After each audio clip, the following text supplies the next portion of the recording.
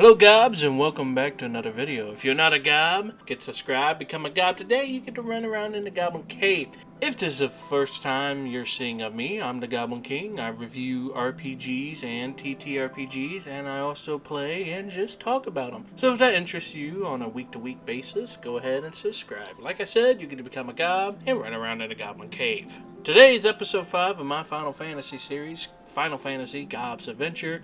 I guess that's the official name now. No one said anything else, so I'm just going to run ahead with that. If this is the first time you're seeing of the series, I am playing through all the main entries of the Final Fantasy series, aside from 11 and 14. It will get its own videos, do not comment. Now, usually I would go on and talk about my review system, but I think if you're watching them in order, it kind of starts to get a bit old. So if you would like to see how my review system is broken down, I would suggest checking out other videos. Just know I have 4 sections. One is worth 2 gold coins, the rest are worth 1, for a total of 5 gold coins. What I want is for games to get above 5 out of 5. I want them to be 6 out of 5, 7 out of 5. There can be an endless amount of gold coins if I feel the features of the games are just like super spectacular.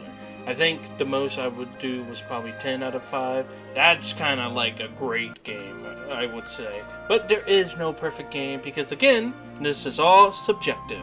So if there's something that you like that I said I hate, that's perfectly okay. Tell me why you liked it in the comments below, and maybe you can change my mind on it. As always, these videos may get like a follow-up videos if I get enough comments, but we'll have to see about that. Just know that if there's something that I like and you hate, again, this is just subjective content. So if anything bothers you, go ahead and leave it in the comments, and I'll be sure to get back to you on it. And finally, I get a bit rambly, I get a bit yappy, so I would like to say that there will be spoilers in this episode. I'll try to keep them light so it doesn't ruin the moment if you decide to play through this game, but just know that I will be spoiling some of the game. But I do want to try to keep it spoiler light since this is a game I thoroughly enjoyed.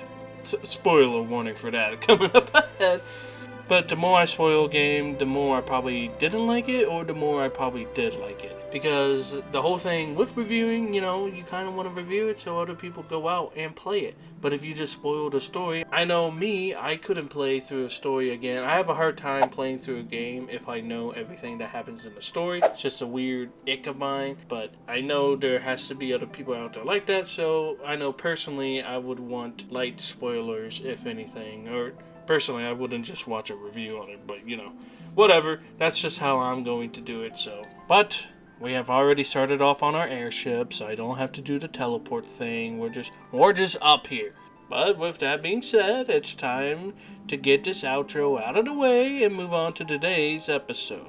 It's going to be fairly a bit shorter. I will try to keep it light. I don't think most people want to sit through the entire hour thing of breaking down a game, but the more I enjoy the game, I think the shorter the review gets. Whatever. I'm the Goblin King. We're just going to get into today's episode, Final Fantasy Gobs Adventure, Episode 5. Today we are reviewing Final Fantasy V Pixel Remaster.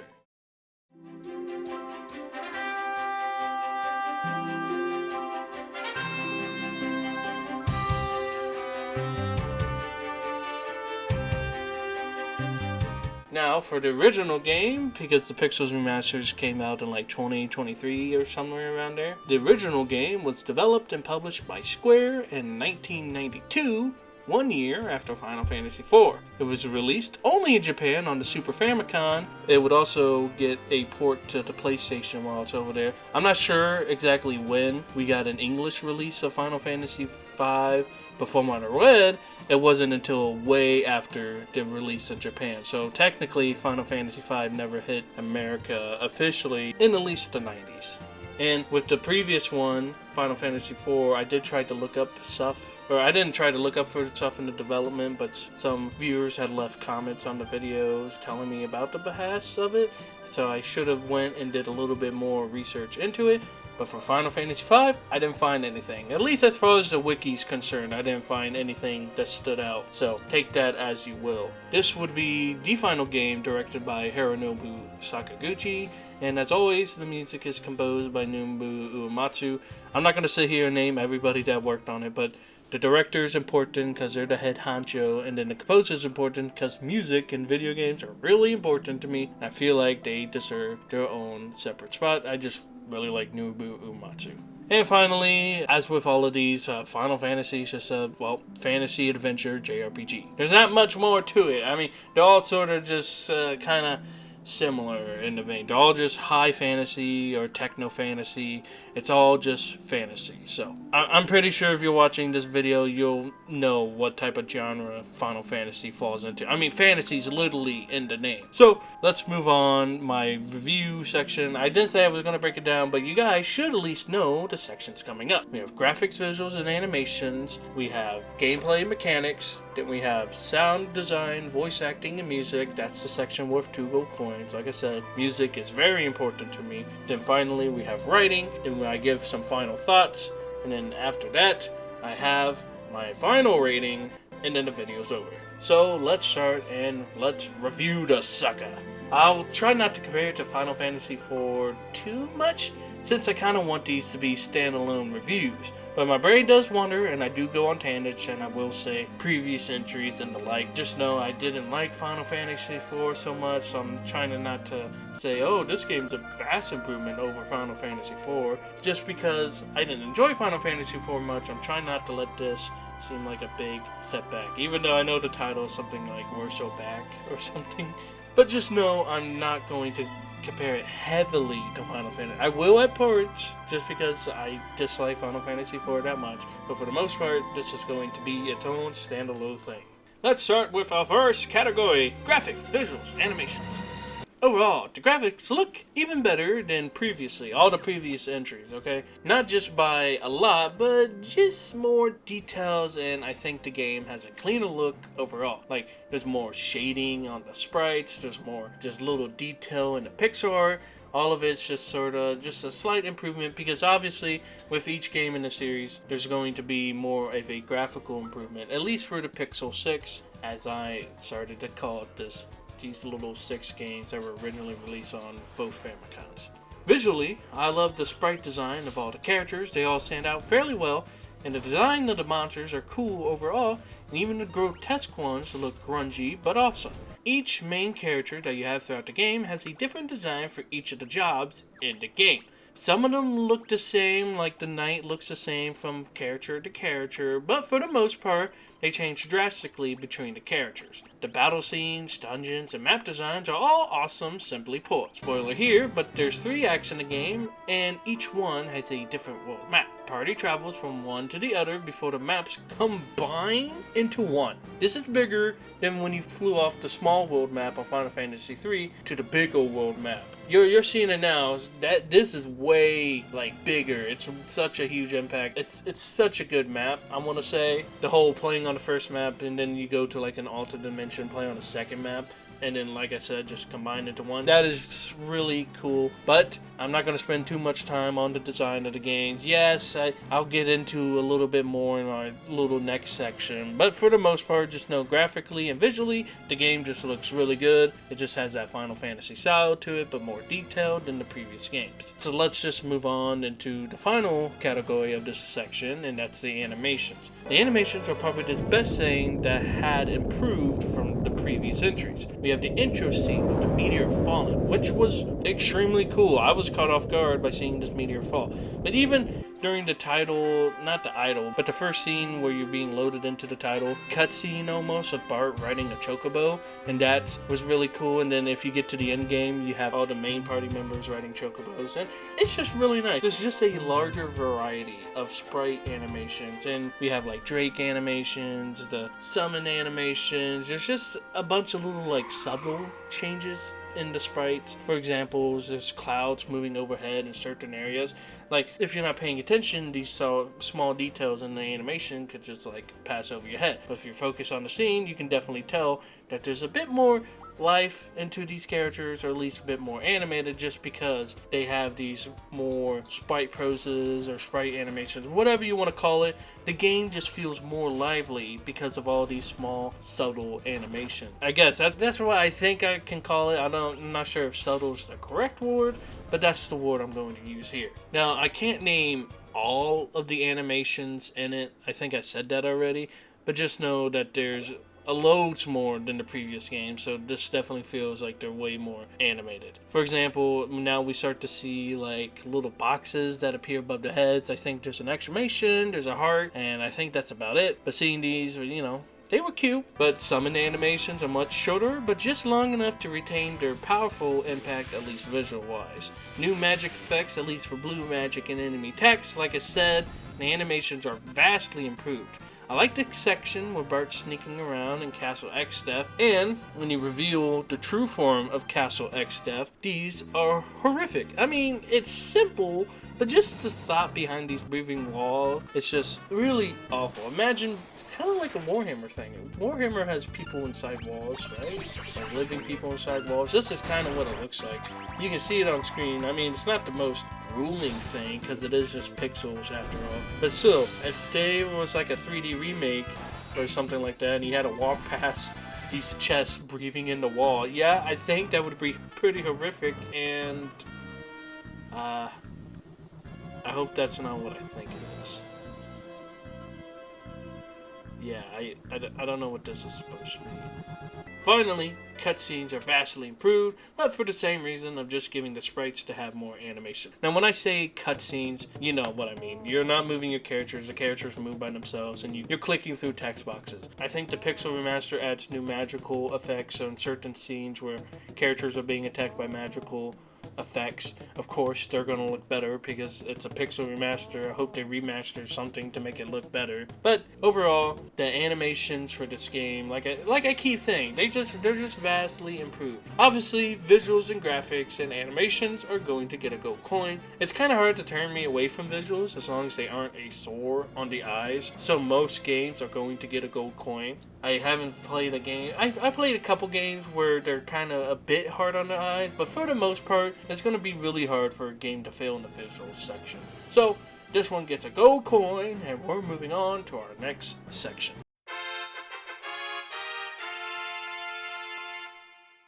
Gameplay and mechanics. Now, as always, this is probably going to be the longest section, so strap in. Let's start with the battle system. Here, we return back to active time battle, or I don't know why I said return. 4 had active time battle, then 6 through 9 also have active time battle. I'm not sure if 10 has it or not, but I definitely know 6 through 9 all have active time battle. But same as previously, you have to wait till the bar fills and then that character gets to do their command. But compared to 4, whenever you inputted your actions, certain actions like casting a spell or doing like focus, you don't get to do the command immediately. Here, for the most part, unless you do focus or similar moves, I'm not sure if there's any other moves like focus where you put it in and then it waits. Here, the character gets to use that command immediately.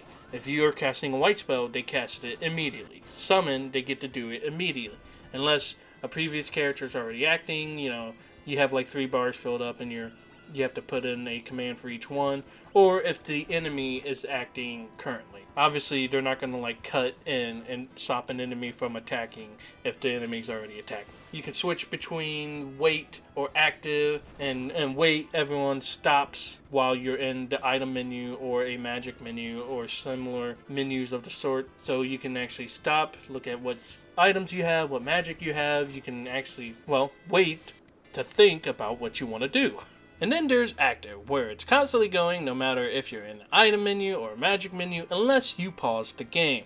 Even then, that's just giving you time to think. I mean, you could still see what items you have and what magic you have, but if you forgot what a spell did or want a better clarification, then you don't really have that time, because in wait, you could like just stop and hover over and read each one. But in active, you have to remember specifically what you're going to use and where it's located at, because as you're in that menu, the enemies are going, and some enemies are really fast, so you also have to be really fast and just learn the placement of all your spell and items if you set it to active mode. I played through the entire game in active mode, not to boast or anything, but it adds more tense to the scene. Like I said, you can always just pause it, but even then, once you unpause it, you still have to remember all your button presses. There was a lot of times I was too slow or I misclicked, definitely because I was stressing over its active time battle. Now let's talk about what sets this game different from the previous ones, and like I said in my Final Fantasy IV video, every Final Fantasy sort of has a gimmick that sets it apart, and of course each one will also have their own separated mechanics, but there's like one big thing, at least in the Pixel 6, that set them apart from each of the other titles except for like the first one. But you can't blame the first one, that's the first one they did. But every other one has its own like unique mechanic. Like Final Fantasy 2 has weapon and spell levels, Final Fantasy 3 has the job level, and Final Fantasy 4 has set job levels, or somewhere along the lines. But here we see a return back to that job system from Final Fantasy 3, except it's vastly improved. Final Fantasy V takes this system and blows it out of the water in terms of complexity and customizability. If you watched my previous episode, you said I kind of didn't like 4 because of the lack of customizability on the characters. They definitely took that and fixed it. They must have like had a echo from the future, because in 5 you can customize the characters and what they do so much because of this job system. Let's get into it. Firstly, each character tracks their job separately, and as you level up the jobs, by getting ABP in battles, not XP, they get new abilities related to that job, which they can then use on other jobs. So you can create a wide variety of different mixtures of other classes. So you could have a knight that dual wields swords, or you could have a white mage that covers for another party member. All those old terms from Final Fantasy 3 start to show up here. There's some missing, but there's a bunch of new ones. So you can really create, like, I don't know, a time mage with berserk.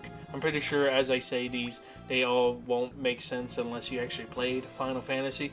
Just know that you can take abilities from other jobs and use them on other jobs, and you can create a wide variety of either like combos or wacky effects. You can make all sorts of combinations. And jobs also add to the stats of the characters, so giving the warrior job to someone grants some more strength, while giving the black mage to someone grants some more magic. And abilities can also affect this, such as giving a character a white magic ability gives that class more spirit. Because it would suck if you had a job that only had 10 spirit and you try to make them a white mage. They ain't healing nothing. Eventually, that character, after getting enough ABP, will master that class, where you have unlocked all the abilities for that class. Now, I can't quite explain the finer details, but mastering each job gives a bonus to the starting job, Freelancer. So previously, in Final Fantasy 3, you had the Onion Knight. In Final Fantasy 3, jobs affect the characters. This is slightly different, because as you level up the jobs, they would give them more stats for that job. It's kind of hard to explain, but they work separately. So in Final Fantasy 3, you would have to level up the Onion Knight if you want the Onion Knight to have better stats, and once you get it to level 99, then the Onion Knight starts to shine. Here, the Freelancer starts to shine the more you master classes.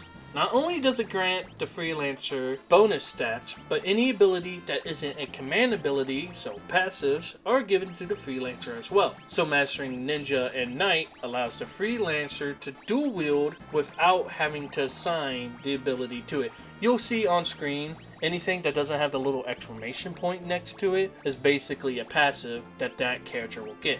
So in the final game, I had Krill master Time Mage and White Mage and Monk, which all give you like MP and HP boosts. So she has a bunch of MP and she has a bunch of HP compared to everyone else, just because I had her master those classes. But simply to put, there's more complexity to it than that, but I think I explained it fairly well. You would just have to see the game, or you could probably tell as I'm playing how this system works in full. I would go and look up stuff on the wiki to get a bit of help, and there was like all these formulas for how some of the abilities work. I'm like, this is super complex, but all in all, the system is fantastic and fun, between swapping out jobs and abilities for bosses to seeing what the next job will unlock.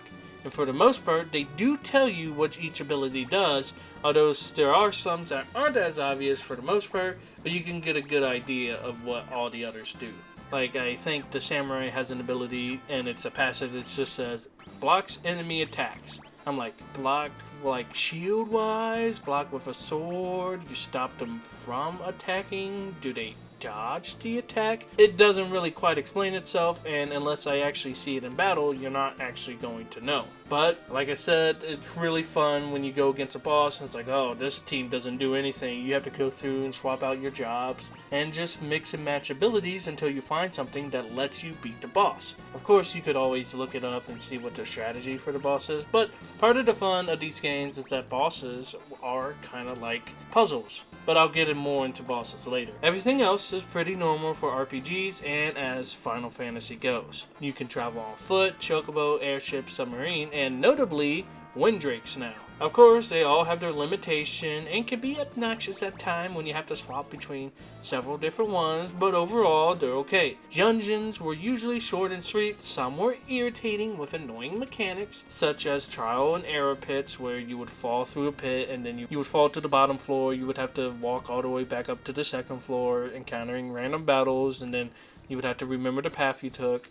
So it took you like 8 times of just falling, restarting, falling, and restarting. But that's part of it. It's actual puzzles in the dungeons. I use the term puzzles lightly, but there was more than just walking through the dungeon. You actually had to like flip switches here and there. Like I said, the trial and error pits. There was more stuff to do in dungeons. We see weird conditions and status effects, such as being banished, in which you can't do anything. Like, the character will literally just be removed from the battle. They don't get XP, they don't get ABP, and they're not dead, so you can't bring them back. You can't do anything except restart the battle or run away and get them back. But certain bosses will actually banish your characters, such as the wormhole door.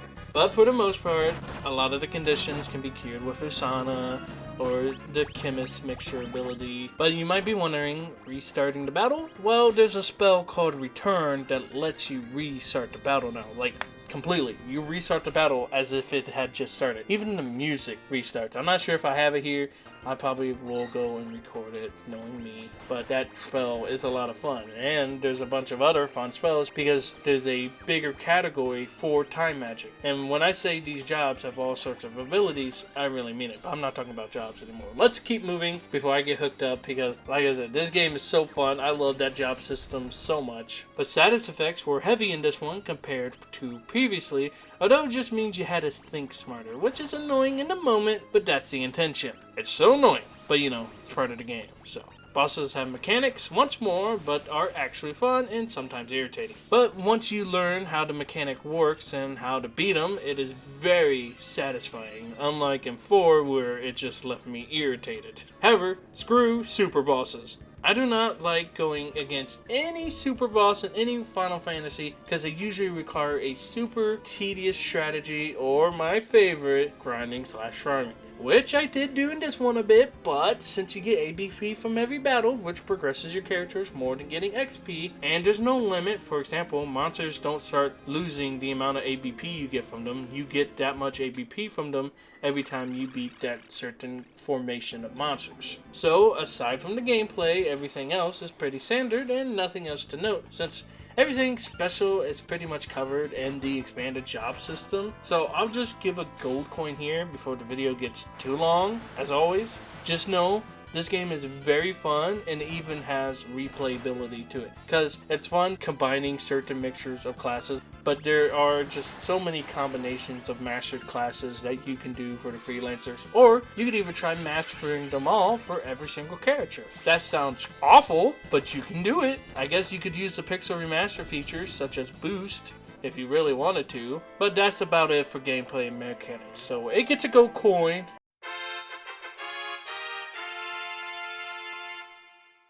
And we are going to move on to our next section, which our next section is sound design, voice acting, and music. Overall, there's no notable sound effects that stood out aside from, I'm not sure if it's considered part of the song or if it's just sound design alone, but there's like sounds that play during songs. I love weird sounds in songs, It's kind of hard to explain, but you would have to like go and look at my liked music, and then I think you would be able to get to understand. But there's just like stuff in the background of songs that play, and we start to see that here in the original music instead of the arranged music. The arranged music is so good. Okay, the Pixel Remaster rearranges all the music. They actually get a symphony orchestra. They get one of the two to come in and do some of the music for the games. I think some of the others are synthesizers or whatever you want to call it, the virtual instruments. So, somewhere along the lines. But here, since I'm getting into the music, surprisingly, for the first time, I think the original music sounds better than the Pixel Remaster. Not that the Pixel Remaster sounds bad, but the original has parts in the music, such as stereo parts of the song that play in different ears, if you didn't know. For example, the victory theme bounces back and forth between one ear, while the Pixel Remaster is more mono, I want to say. That's what it feels like. It feels like it's all happening on the same side of the ears at the same time. It doesn't carry over, like I said, those stereo parts from the original music. But like again, Pixel Remaster, the arrangement, it's still good. In fact, there are some songs better in the arrangement than they are in the original. For example, this game has one of the probably the most recognizable song or the most famous song from it, but it's Battle at the Big Bridge, which is technically more like Gilgamesh's theme, because Gilgamesh, whenever he shows up in the story, it plays for him more than you are at the actual big bridge that the battle of the title is taking place at. So I'd rather have it just be called Gilgamesh's theme, but that's just a personal thing. Anyways, the Pixel Remaster for Battle at the Big Bridge is really good. But again, the original is good, but the Pixel Remaster does it just slightly better. I actually pause and would listen to the song itself. Sometimes you just gotta pause the game and listen to the music. Of course, you can always use the Pixel Remaster. They have a music player, so you can swap between and listen to them without having to play that part in the game. So I guess if you really want to, you could just use Pixel Remaster as a music player, if you're that much fan of a music. But not only do we have Battle at the Big Bridge as one of the only notable songs, but we also have the Decisive Battle, which I'm just going off of what I see covers of, and for this game it's Battle at the Big Bridge and the Decisive Battle. Those are the two most famous songs from this game. Also, as a side note, Battle at the Big Bridge, when it first plays, isn't that big of a moment, although it should feel like it's bigger based on the amount of references and covers that it has. But the first time it's used is when the party's running away from Exet's castle, and then later on for Gilgamesh. Like, I expected it to be at the end, like towards the finale of the game, when you're assaulting the castle. This was before I had known even half of the plot, but I was expecting it like, a battle at the big bridge. You're trying to get to the final area or something, and you have to fight on like a big bridge or something. Hence the name, Battle at the Big Bridge. The battle and boss themes are good, and among other songs, overall, the soundtrack was just fairly nice. I just think it's funny. It's just funny I like most of the original tracks over the arrangement. But in the end, Nobuo Uematsu, regardless of if it's a cover or not, his composing and all that, he's just the GOAT. 2 gold coins.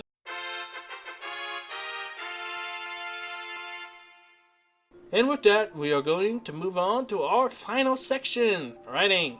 As with always, since writing is going to be talking about the main story, this is your final spoiler warning. I will be talking about some of the twists and some of the, deaths in the game. So if you are going to play this and you haven't experienced the story yet, then stop watching and skip to the final rating. I don't spoil anything after this, but just know there are going to be slight spoilers in here. Like I said, I'm going to keep them very light, and it doesn't mean, even though if you knew what was going to happen, I kind of spoiled it because I was Googling stuff, and then, you know how you type a character name, and then it's like, that character's name, Death, and then like, oh, cool, so they die. That's sort of what happened to me here, but that didn't ruin the moment when that character died in the game. So that's your spoiler warning, and I'm going to move on now to our final category. We're talking about it all in all. The story in Final Fantasy V is fantastic, to say the least. It takes about 35 to 40 hours to beat, possibly. Like I always say, it could take less if you know what you're doing, or it could take more if you're just trying to explore and do everything. For me, I have a lot of idle time, okay? I got a lot of idle time. But that's just how long it takes to beat. Like I said, could be less, could be more. Let's talk about the actual story. I'm going to give you a very, very short synopsis. The main story is, well, once again, you play as the Crystal Warriors. Bart, Lena, Ferris, and Golov, who's eventually replaced by his granddaughter, Kriel? I just called her Kiriel. Someone tell me in the comments how to say it. I could look it up, but I'm not going to. You know me, I'm a goblin. I don't have time for that. But they are trying to save the crystals of Earth, Wind, Water, and Fire. Why did it sound like I forget? Earth, Wind, Water, Fire. Those crystals that keep the balance of the world in order. There's a main guy who wants to go around and, well, like previously, as in the other titles, either want to destroy them or take the power for himself. And basically the story is just you following the party along. They have some other off-end adventures that doesn't involve the crystals, but for the most part, you're trying to stop this bad guy from getting the crystals or destroying the crystals. And that's the short and sweet version. There is so much happening in the story. It's hard to give a full synopsis without going into too much detail. And since I want to keep this video shorter and on the lighter side, I'm just going to try to point out some good parts in the story compared to a previous game. I said I wouldn't, but I kind of have to. There's just stuff in 4 that ticked me off that 5 just does so much better. So let's start with death and sacrifices. Compared to Final Fantasy IV or any other deaths here, they hit a lot harder in Final Fantasy V. Not only do we see characters getting broken up over it or showing signs of guilt for not helping, but they actually try to help said person before they die, which just adds more to the moment. Whereas in Final Fantasy IV, again, being one of my biggest gripes, the sacrifices happen so fast and sometimes just out of nowhere. Here they're projected and have an actual full-length dedicated scene to them before, during, and after. I mean, you can see, I hope I recorded it, but you see how broken Golov is here after his comrade dies. And later on, he references said comrade's death, not being able to move on from it. It's not like, oh, he died, time to move on. It's like, I will avenge him. And, people actually care more about the deaths. Then when Golov himself dies, there's a spoiler, it's so gut-wrenching to watch. Not gut-wrenching, it's bittersweet because he saves his granddaughter and he saves the party and he gets to kick ex-death's butt. It's just a great scene, and since he is a prominent party member and he dies, it just adds way more to it because you've seen his adventures with Bart and Lena and Ferris and all the moments they shared, and now he's gone and he's replaced by his granddaughter, who's also good, and it's kind of good on the game. I mean, they have a higher female to male ratio on the cast. You don't see that a whole lot in these old RPGs, so that was nice to see. Now, compared to other deaths in a previous game that I'm not trying to mention, but a party member also dies in that one, and I don't care because I hated that party member. Here, I really cared about that party member, and I'm gonna be honest, I got teary at the end of the game when his spirits and his comrade spirits come and help, because they're the warriors of the dawn, which are like the warriors of the crystals, but it's kind of hard. Like I said, the story is so ingrained. There is such a big story here, but anyways, you see him and his comrades and they come and help the party, and it's such a great moment. You're seeing it on screen, but the story is so fantastic. I can't get over it. It has heavy moments, it has lighthearted moments. It feels like a grand adventure. You learn about each party member's past and their motivations. They have good personalities, and just everything about the story is great. No complaints. Gold coin.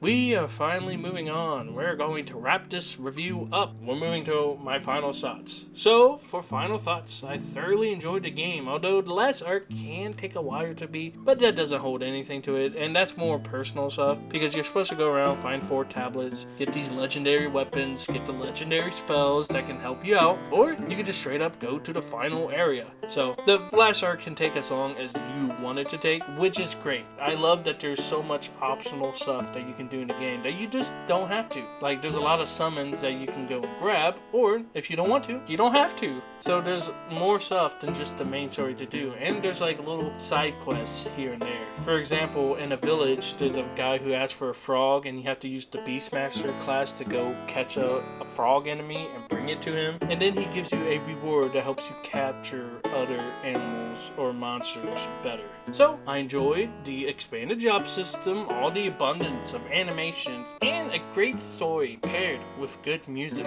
I really like this game. It feels like Final Fantasy III, but you know, I don't want to say on crack, but it feels like a super expanded upon Final Fantasy III. Just the story, the job system. I already said it. It just feels like Final Fantasy III, so it wouldn't feel right if I didn't give it another gold coin. Because that job system, it's just, the job system, the customizability is just so good. So, one more final gold coin for a final rating of 6 out of 5. Now that the review is over, I have nothing else to say. I said it all. What do you guys think? Tell me in the comments. Did you like this game? Did you hate this game? Tell me why. Did I make some good points? Is there stuff I didn't touch on that you guys wanted to see? Let me know in the comments. Because with the Final Fantasy IV video, I recorded it, and then I didn't feel like it was good enough, and I re-recorded it, and it was like double the length. Here, I like the game so much that I don't really have too much to talk about. Kind of like my Nier Automata video. Nier Automata is one of my favorite ones, but it's also one of my shorter reviews. Here, I went over the job system extensively. I felt like I did, but that was one of the major points of the game that I enjoyed. And as for everything else, like I said, I'm trying to keep the video a bit shorter, and you don't need to know it all, and it's just more incentive if it sounds interesting enough for you to go and buy either the original, well, kind of hard to get the original because a lot of the ports have been defunct, so at least get the Pixel Remaster. You can quick save anywhere. I didn't go over the Pixel Remaster features in this one, but that's whatever. You get quick save, and you can boost, and you can all sorts of a map feature, whatever.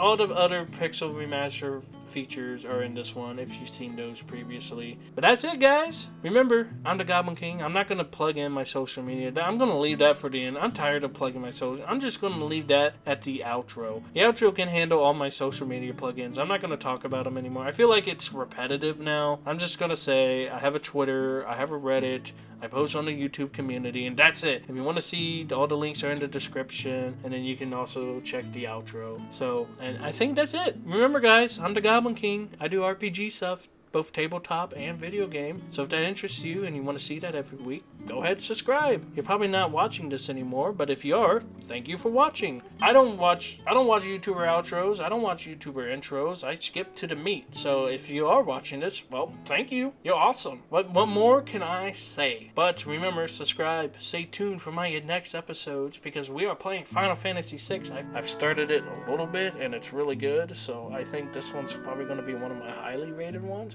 I'm just saying. So that's just a little spoiler. So if you want to see the next episode, go ahead, subscribe. It'll probably be out in a week or 2 weeks. Who knows? So I don't even know when this one's coming out. So yeah, subscribe. And I hope you gobs have a lop of a day. May your adventures be grand.